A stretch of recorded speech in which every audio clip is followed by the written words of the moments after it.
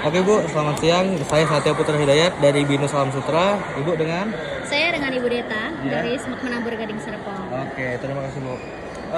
Di kali ini kami dari kelompok karakter building ada pertanyaan nih, beberapa pertanyaan, ada 7 pertanyaan wawancara untuk guru di SMA ini. Iya. Eh, yang pertanyaan pertama Bu ya, menurut Ibu seberapa penting peran kualitas guru dalam meningkatkan mutu pendidikan di sekolah? Kalau menurut saya sangat penting ya, karena kan bagaimanapun juga kalau sistem sekolah sekarang di Indonesia itu masih membutuhkan guru, gitu. Dan guru sendiri itu kan dari kata digugul dan ditiru. Jadi memang kalau pengen kualitas pendidikan yang baik, siswa yang berkualitas, itu gurunya lebih dulu yang harus ditingkatkan kualitasnya. Oh baik, Gitu. baik, mengerti. Oke. Kita lanjut ke pertanyaan kedua Bu ya, karena yang pertama sudah terjawab. Apa saja faktor yang menurut Anda mempengaruhi kinerja dan profesionalisme guru, baik dalam diri maupun dari lingkungan sekitar?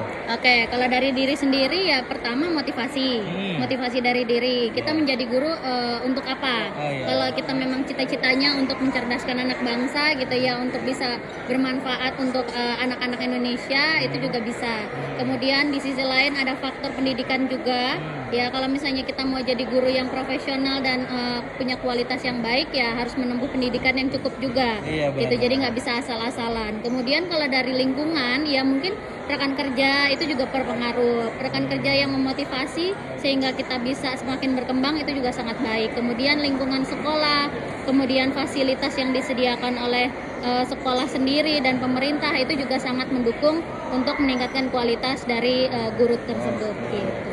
Oke, terima kasih Bu ya, sangat menjawab. Selanjutnya di pertanyaan yang ketiga, apakah Ibu merasa telah mendapatkan dukungan yang cukup dari sekolah atau pemerintah dalam meningkatkan kualitas profesional sebagai guru?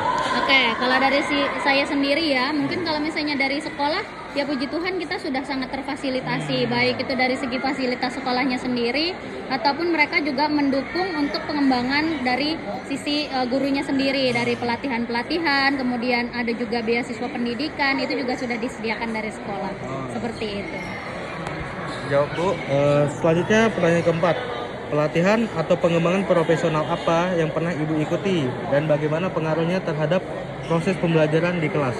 Oke, kalau dari pendidikan atau pelatihan yang sudah saya ikut sertakan, ya itu pertama ada pendidikan profesi guru, ya kemudian juga ada pelatihan pedagogis, itu juga sangat membantu kami untuk mempelajari bagaimana secara administratif untuk mengajar. Kemudian untuk dari pelatihan lainnya juga terkait IT, terutama sekarang kan kita sudah masuk ke masyarakat digital ya. Jadi guru itu juga harus dituntut untuk melek teknologi gitu. Jadi kita juga harus tahu bagaimana penggunaannya khususnya dalam pembelajaran sehari-hari. Seperti itu. Cukup terjawab sekali Bu ya.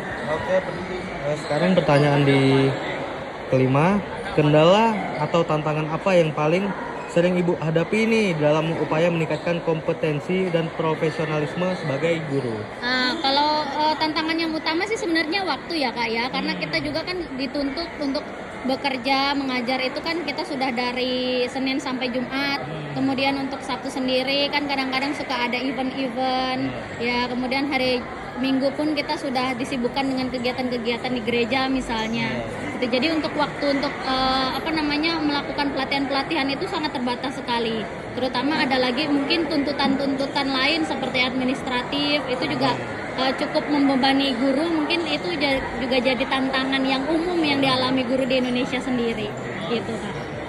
Oke, terima kasih Bu. Ini ada pertanyaan terakhir dari kelompok kami. Sorry Bu, ini.